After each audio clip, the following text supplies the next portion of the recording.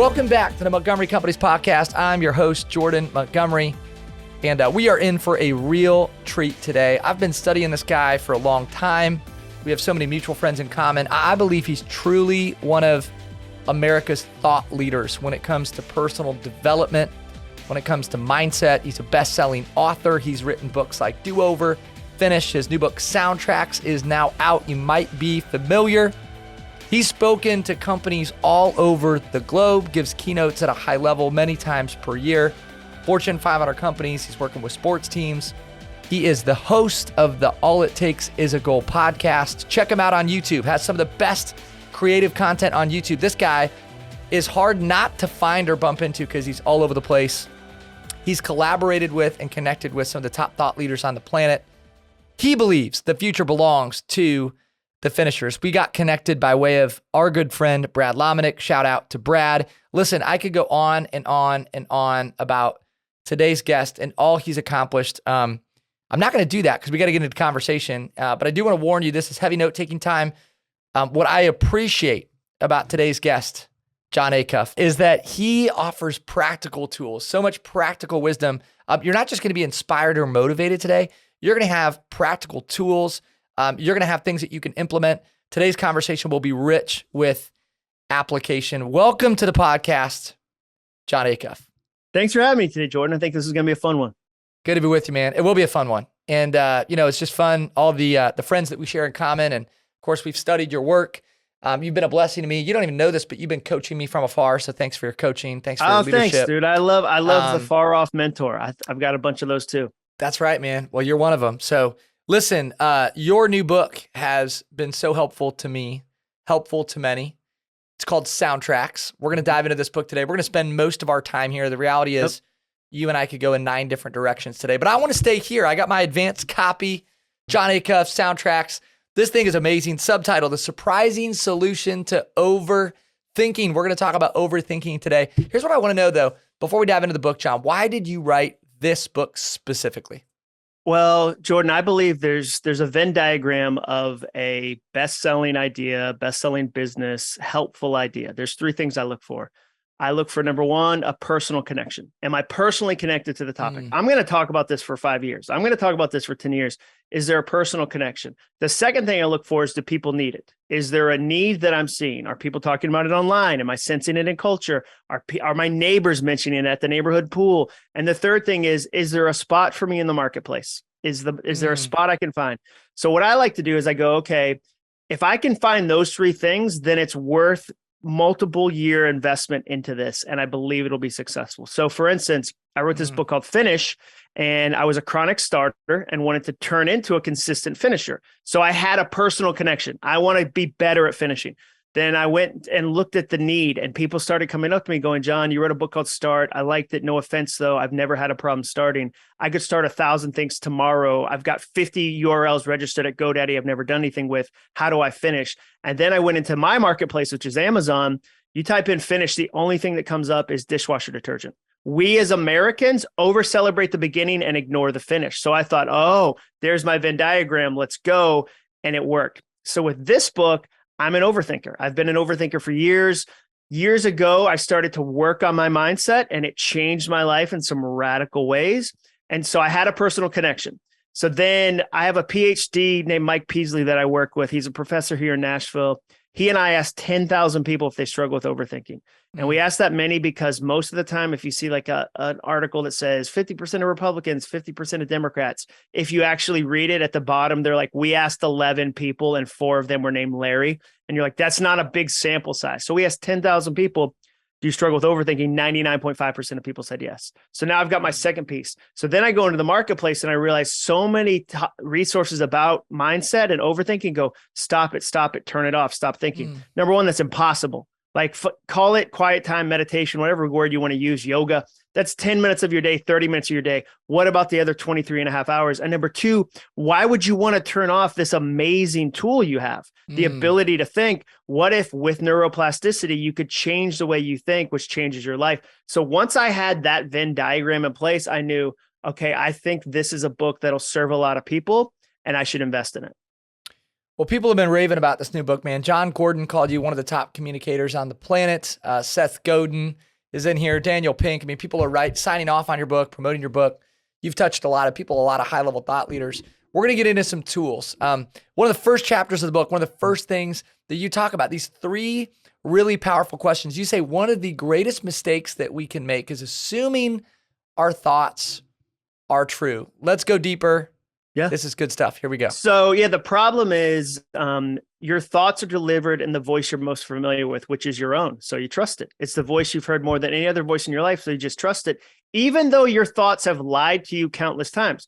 Everybody listening to this right now has had a situation where their thought said that person's mad at you. That person's so mad at you. They're so mad at you. And then you interact with them. You realize they weren't mad at you at all. They weren't even thinking about the thing you said a month ago that you thought they were mad about. And we never go back to our thought and go, hey, you got me this time. You lied to me, but next time I'm not going to trust you so easily. No, we just trust them. So I teach people to ask 3 questions, and I call them Trojan Horse questions. And they're Trojan Horse questions because the words are simple. The words aren't exotic. Everyone's used these words, but they're Trojan Horse in the sense that if you'll actually apply them, you'll learn something really powerful about yourself and the way you think. First question is it true? Is the story I'm telling myself about myself true? Is the story I'm telling to myself about my company, about this opportunity? Is the story our team is telling true? I taught this idea to the CEO of Hyatt Hotels, and he said, we've modified it to, is it still true? And I love that because what was true a month ago might not be true today. And so the first question, is it true? Second question, is it helpful?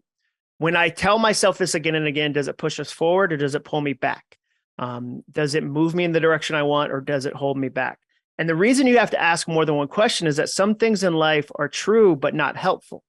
So an example of that from my own house, because we live these principles. I like to live a book first before I write it. I write the book and then I test it with thousands of people. By the time it hits the shelf, I'm not guessing if it works. By the time it hits the shelf, like Sountracks has 35 stories from real people that worked on the ideas and poked holes in it. So by the time you get the book, there's no like, I hope it worked because it worked for me in this little office.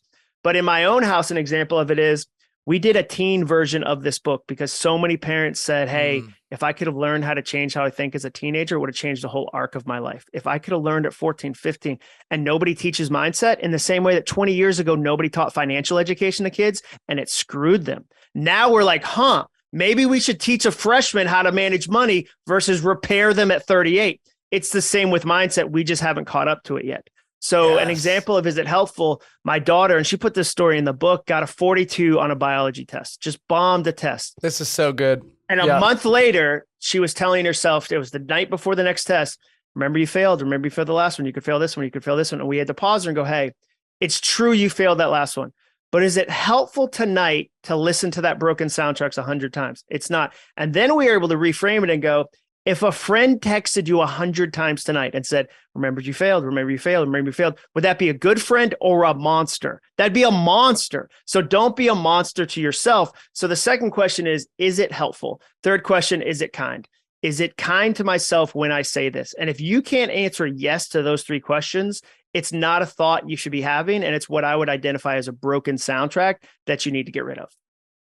All right, so let's talk about the 3 R's. This section of the book was maybe most helpful to me. Oh, awesome. This is really good stuff, man. And we've been talking about this with other people. Retire broken soundtracks, replace them with new ones, repeat until they're as automatic as the old ones.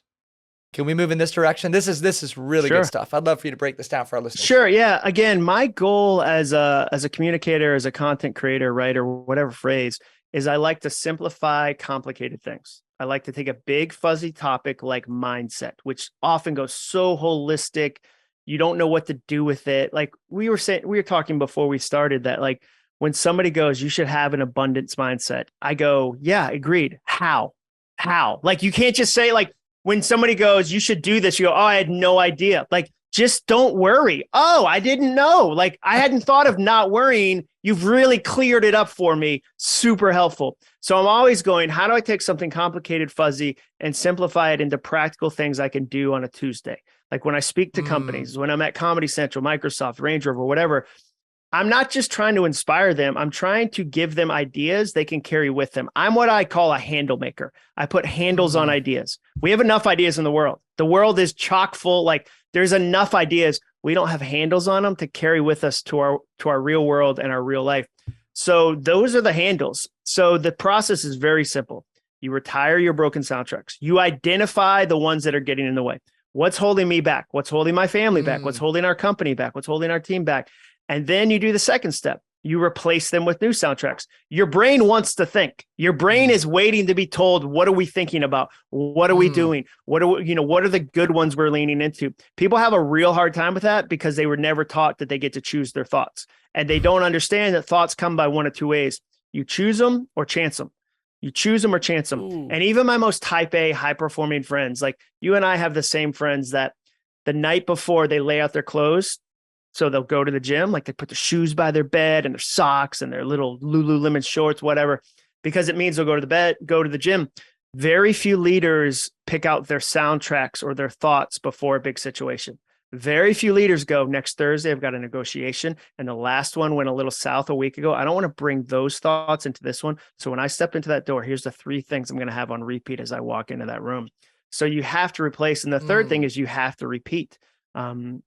You have to repeat them so they actually take. I learned this like 48 hours after the book came out. People would DM me and go, hey, I retired my broken soundtracks. I replaced them and they're not working.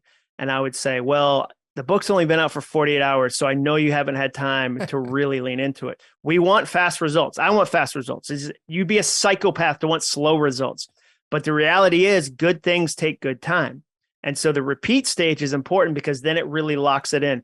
Some people have listened to a broken soundtrack for 10 years. I work with leaders who are 38 and are being given new opportunities of leadership at companies, and they're pulling back, or worse, they're self-sabotaging, because if you pull the thread at 15, a teacher told them they weren't a natural leader, and they've listened to that broken soundtrack on repeat for 23 years.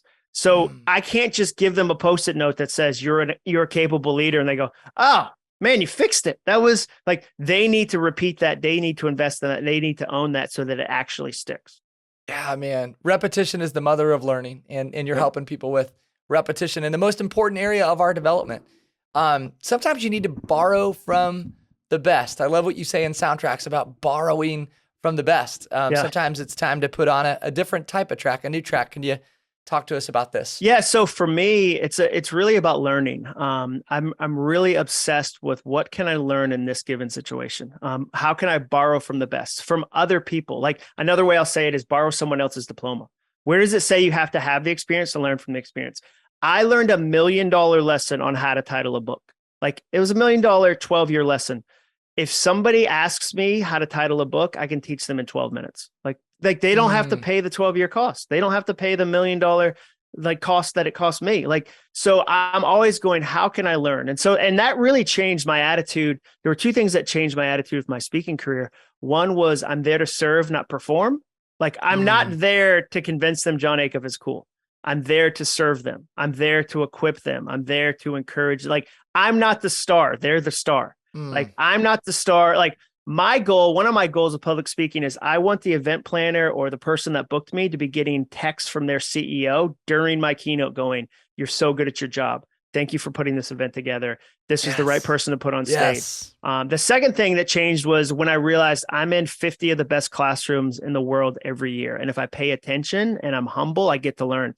So when I go talk to FedEx corporate, I get to learn what they're doing. And then when I go talk to Walmart, I get to learn what they're doing. When I go talk to a small healthcare company, I get to learn what they're doing. And so I'm constantly getting an education. So sometimes what I like to think about is how do I borrow from the best? Because sometimes if you say to somebody, come up with a new soundtrack, they get overwhelmed by a white piece of paper. The blank piece of paper is terrifying. And I agree. So instead I'd say, okay, what's something you've heard that encourages you? And it can be anything. Like it all counts. So you could say this song lyric really encourages me, or something my mom used to say. I think about that all the time, or something I heard on a podcast, something, Jordan said on a podcast encouraged me. And so then I actively try to collect those so that I can learn from those. So I can go, oh, that's helpful. That's like, here's an example. Brad Montague, who did, he was the one who created the kid president concept. We probably have him in common. I asked him, how do you go from kid president, wildly successful? He went to the White House. They did something with Beyonce. Like, as far as a creative endeavor, wildly successful. But that creates a pressure for the next one. And I know that because in Nashville, where I live, songwriters say the best and worst day of your life is when you hit a number one with your song. It's the best because you hit number one. It's the worst because now you have to repeat it. And that's a really true thing that people wrestle with. So I said, how do you do the next concept after? And he said, well, a soundtrack for me is, am I creating for love or from love? He said, there's a big difference. For love, I'm creating something for adoration. I want you to tell me I'm enough. I want you to like, and that's not good. That's not healthy. It's not what I can be. He said, from love is, I've got an idea I'm so passionate about sharing. It has to get into the world. I have to lean into it. So I wrote that down. I didn't say, I hope I remember what Brad said. I wrote that down. I have it on a huge sheet in my office. Like, I see that regularly. So that's what I mean by borrow from the best. Yeah. In the book, you say turn down for what? I think one of your most interesting chapters is when you talk about turning down the dial. We can all identify with this fact that we have more negative thoughts than positive thoughts. Sure. We all kind of know that. There's a soundtrack that isn't inherently positive. You talk about managing the negative soundtrack, turning down the dial. Let's dive into the science of turning down the dial. Yeah, so that was a lesson I learned from David Thomas. David Thomas is this brilliant author, speaker, counselor. He runs this counseling organization here for kids called Daystar in Nashville. And we had coffee one day and I was talking about this concept because I was in the research phase. And he's seen where soundtracks often start in teenagers and children. Yeah. So I was asking him about it.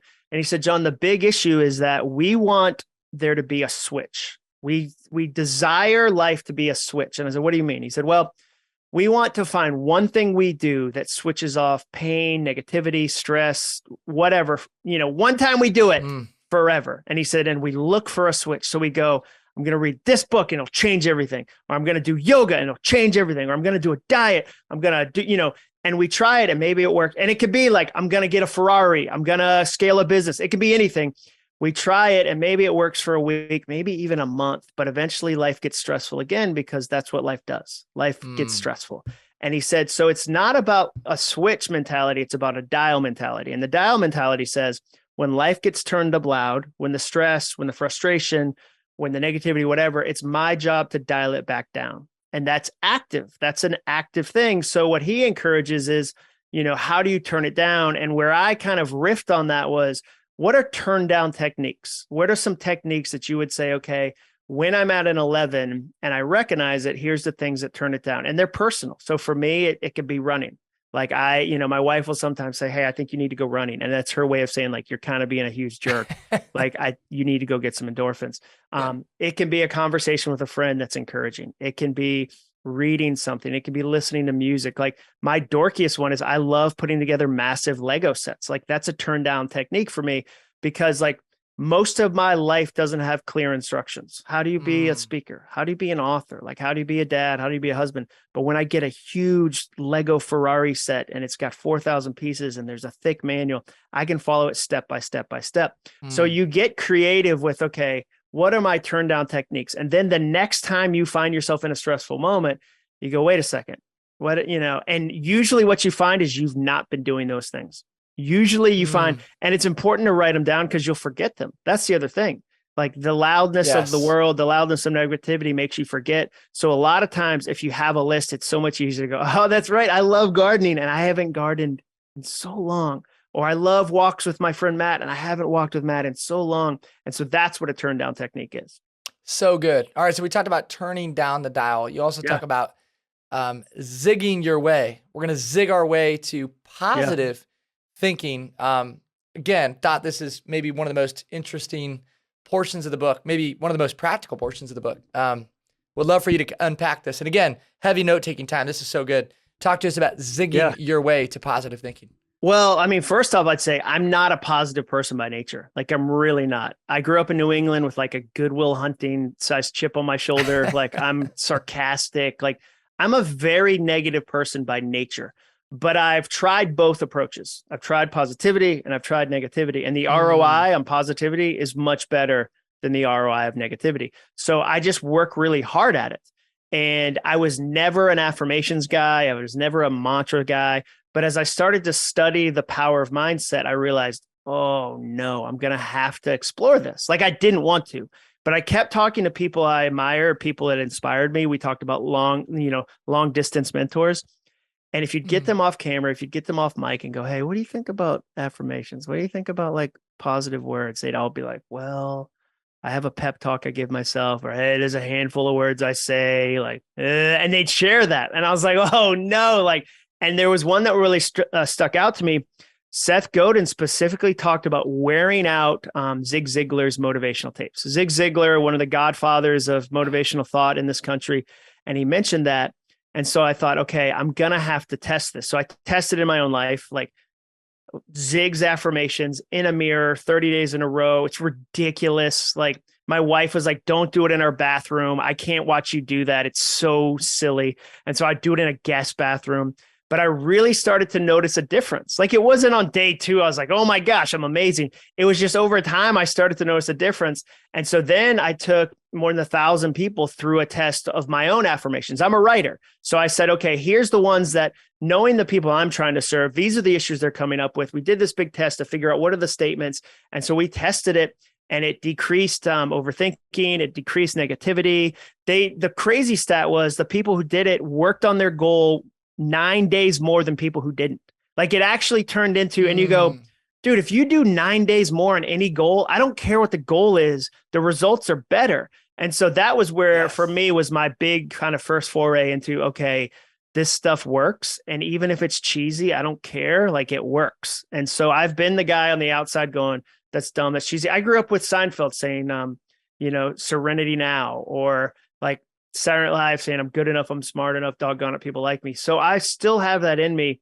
I just like winning. Like over the years, I've enjoyed winning more than failing. So when something helps me win, I go, I don't care if it's cheesy. It's help. I'd rather be cheesy and winning than be cool and losing. Like that's the tweet. Like that should be the title of the whole thing. So that's my approach to life. Yeah. Love it, man. Well, for what it's worth, you're winning. So, however you do it, Jon Acuff is winning, man. You're producing so much content. You're putting so many good things out in the world. Thanks, dude. I know we're talking a lot today about the book, but here's what people should also know about Jon Acuff. You're not just a great writer who's a New York Times bestselling author. You're a really gifted speaker. Oh, thanks, dude. In fact, again, I go back to John Gordon's comment, one of the top communicators on the planet. We were just talking offline about pulling you into some of the events that we're hosting and producing. I can't let you off this podcast without talking at least this much about communication. So, totally, dude. I love that. I love to geek out about that. Can we go there? Are you good with that? Of course. Yeah. Okay. Of course, dude. My favorite. Here's what I love, because I think as a fellow speaker, I'm always identifying, and I've kind of got my short list, right, of like, here's what makes somebody a really gifted communicator. I would love to hear through your lens. Number one, what do you think about? You've already alluded to some of this. What do you think about when you're addressing an audience and impacting people? And then number two, what should other people be thinking about when they think about, bringing an impactful presentation and just being really impactful as it relates to public communication? Yeah. I mean, I think the first thing is you have to start with the audience. You start with the audience. What do they need? What are they going through? Like, and then what am I good at that overlaps with that? Like, those are the two. Like, what do they need? What are they going through? What am I good at that serves that? I think, and so for me, that's why a month before I do an event, I have a call with the client and I ask a set list of questions that I've honed over the last 10 years to figure out how to really serve that. An audience can tell us when you have one speech and you didn't change it for the people that are sitting there, whether they're mom bloggers or software developers, and they hate that and they'll turn off immediately. So I think that's the first thing, is what do they need? I think the second thing is to be who you are, not who you think they need. So that's so where you go. Like, when a book says you should open with a joke, no, you shouldn't. You should be like, when somebody goes, do I have to be funny during a speech? I always say, be as funny as you'd be at a dinner party. So if you're slapsticky at a dinner party, be that. If you're dry, be that. Don't put on a role, because audiences are smart enough to see the role immediately and go, okay, that's not real. That's not honest. That's not who they really are. They can spot fake so far away. And then the other thing is that your job is to close the gap between you and the audience. So when you step on stage, there's an automatic gap.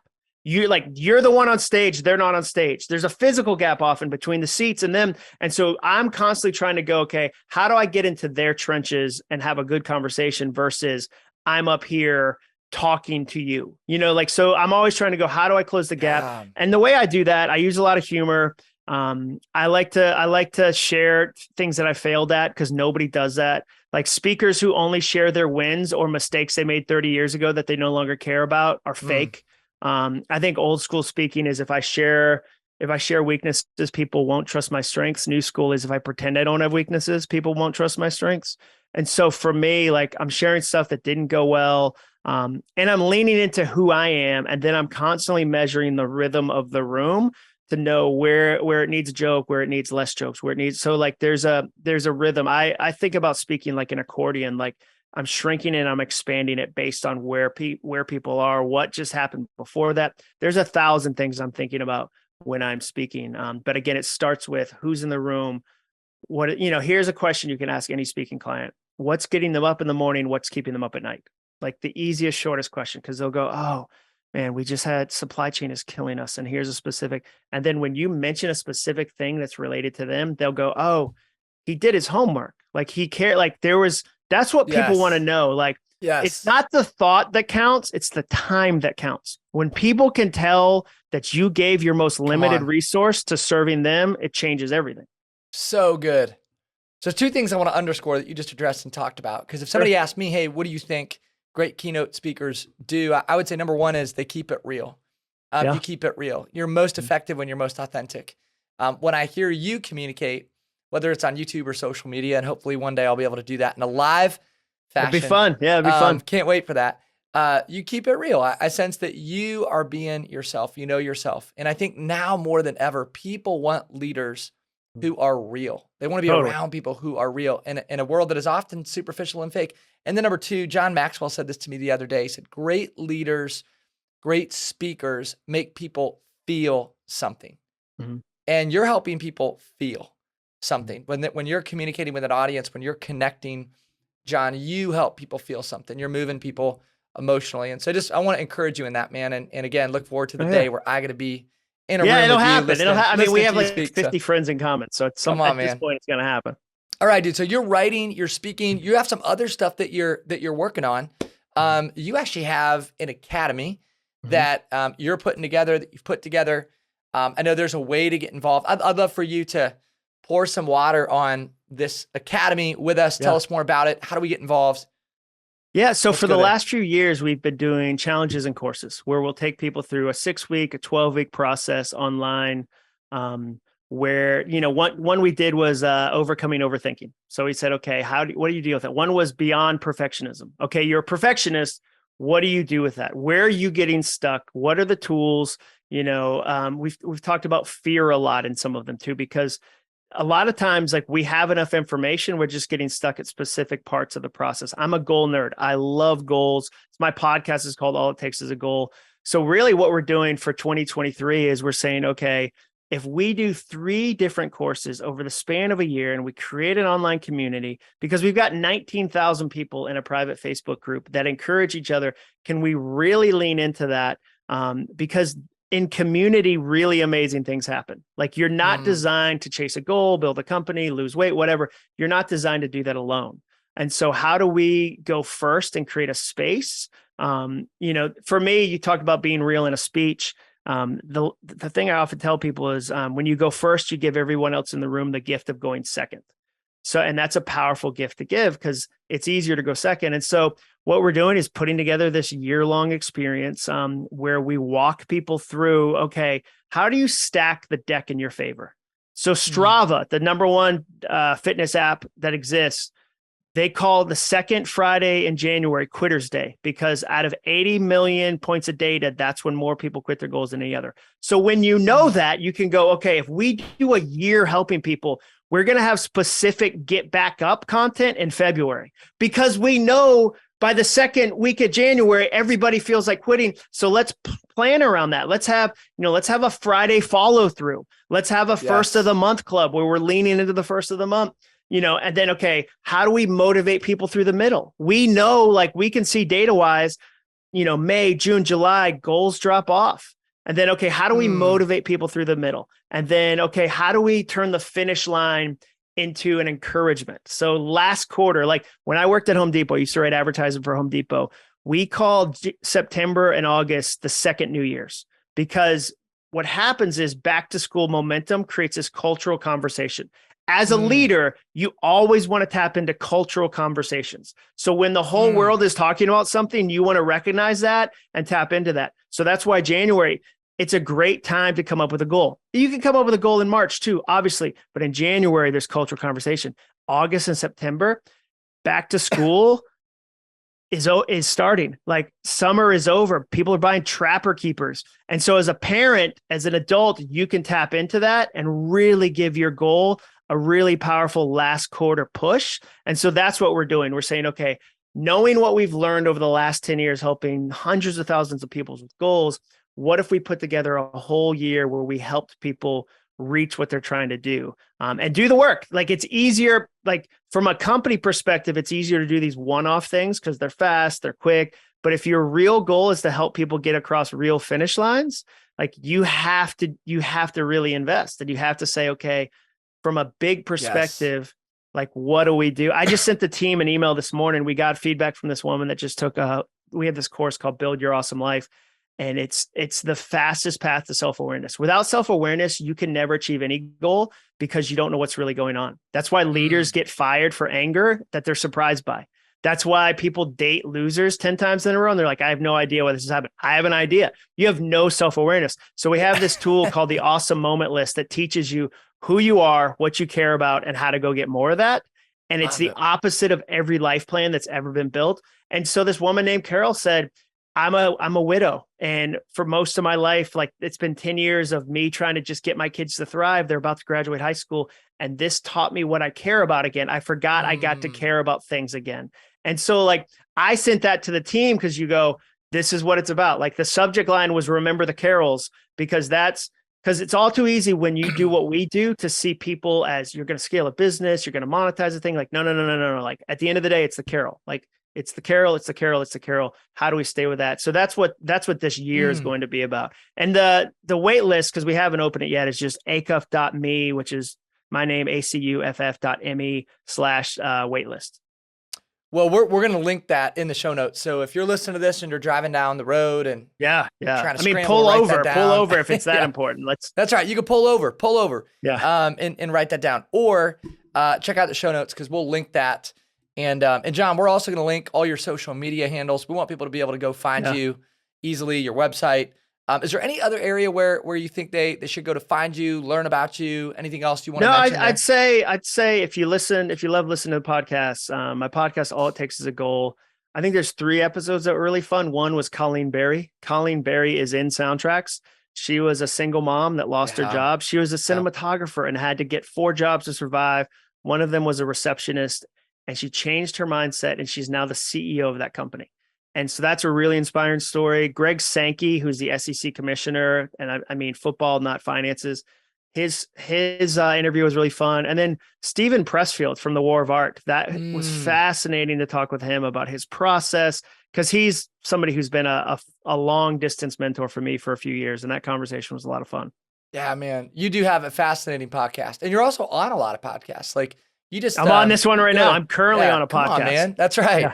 Apple, Spotify, can't stay away from Jon Acuff, man. You're all over the place. And someday I'm going to get to hear you speak live. I've heard you enough. You have events. Let's go. Let's go. Let's do it. This is a very solvable problem. It is. You have your own events. I can go to Iowa. Plains, go where you live. Come on, man. Yeah. And if you're the type that will you even come in the dead of winter? Or will you stay away from Dude, I'm going to South Dakota this January. So that should answer all questions. All questions, dude. Yes. I went to Phoenix last July. So yeah, the answer is there's no such thing for me as too hot or too cold. I'm that's just a bigger coat. Let's go. Yeah, let's go. Maybe when I'm in my 80s or 90s, I'll be like, oh, my brittle bones, whatever.